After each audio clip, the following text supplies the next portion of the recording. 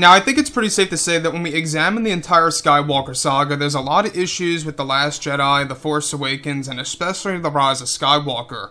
This is Mike Zero. Make sure to subscribe if you're new to the channel for future Star Wars content. Now, especially when we look at the Skywalker saga, a lot of fans have had a lot of problems with how Rian Johnson handled The Last Jedi, with how J.J. Abrams made specific decisions in Episode 9, where most of those decisions were forced upon J.J. Abrams by, of course, Lucasfilm's Kathleen Kennedy. As you all know, she had full creative control, essentially, over all three of these Star Wars movies, The Force Awakens, The Last Jedi, The Rise of Skywalker, in order to deliver a unique experience for the fans that a lot of fans really did not appreciate. Now, like I say, I've had a lot of issues with The Rise of Skywalker, but there's also a lot of scenes within this movie that I actually really love. The Last Jedi is a movie that I really do hate, and I've actually gone over this several times. It's a movie that I really do dislike, and The Force Awakens was just entertaining, so the entire sequel trilogy is like an emotional roller coaster for me of how I feel from movie to movie. Now, looking at everything here from, Kathleen Kennedy to the Star Wars fans and how the reaction was for this movie back in December of 2019 when it first released, here we are in March, just some days away until the digital release of Episode 9. I believe it's on March 13th, if I'm not mistaken. But what's really intriguing is, of course, now that both Disney and Lucasfilm are finished with The Rise of Skywalker, they are focused on their new Star Wars trilogy of films, as well as their new Star Wars universe, that will bring the fans into a new mythology and new eras of the Star Wars franchise.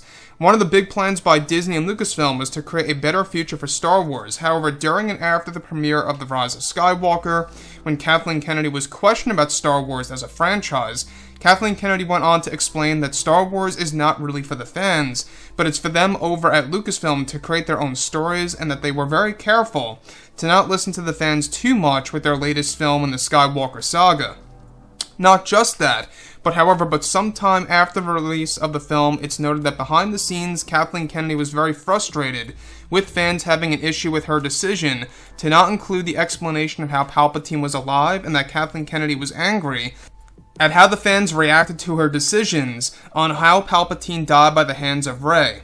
It's explained that this was Kennedy's idea for Palpatine to be defeated by Rey, and that she was very frustrated with fans of how they actually had a big issue with all of this.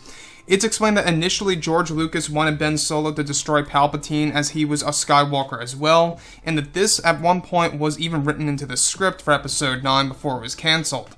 So, the thing about The Rise of Skywalker is that it had so much potential. The movie in and on itself had so much potential of what it really could have been had Kathleen Kennedy did not actually interfere with, of course, taking a lot of scenes out and putting new ones in. So, the thing with Kathleen Kennedy having an issue with fans of how they reacted to Palpatine being defeated by Rey, and also of how Kathleen Kennedy had an issue with fans of how she came to the ultimate decision of creating the Rey Skywalker concept. I don't know if you guys knew this, but there was an actual Rey Skywalker concept that was actually all created by Kathleen Kennedy. It was not created by J.J. Abrams, as many would like to believe, but this was an ultimate decision by Kathleen Kennedy that was forced upon J.J. Abrams and Chris Terrio, etc. Now, Colin Trevorrow, and I think that this could have very well been one of the main reasons as to why he was let go, is that he didn't want Rey to be called Rey Skywalker. Colin Trevorrow wanted Rey to be called Rey Solana in his original script, Duel of the Fates. And we do know that Colin and Kathleen Kennedy had creative differences.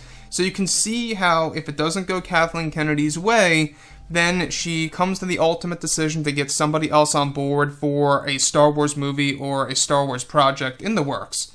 So like I said before in the past, when you look at Kathleen Kennedy as, the leader of Star Wars, as the president of Lucasfilm, there really needs to be a lot of changes over at Lucasfilm. We do know that Bob Chapek is really making a lot of hard decisions here as we speak to really clean up house over at Lucasfilm to create a better future for this franchise.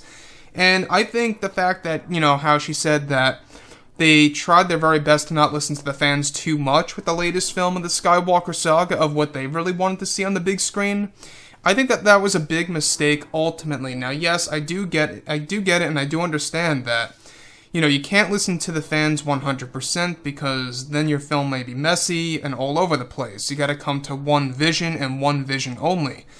But at the same exact time, there's got to be a specific level to which you can listen to the fans and to which you can get feedback movie after movie and kind of apply that to your latest one. And that's exactly what Lucasfilm should have done. That's exactly what Kathleen Kennedy should have done in order to be, a better leader over at Lucasfilm, a better president of all things Star Wars, right? So, with that being said, guys, like I say, drop a comment below. Let me know what you think about all of this below in the comments. And if you guys did enjoy the content for today, do make sure to drop a thumbs up on this video to support the channel. I thank you all so very much for the kind support, and I'll catch you guys next time.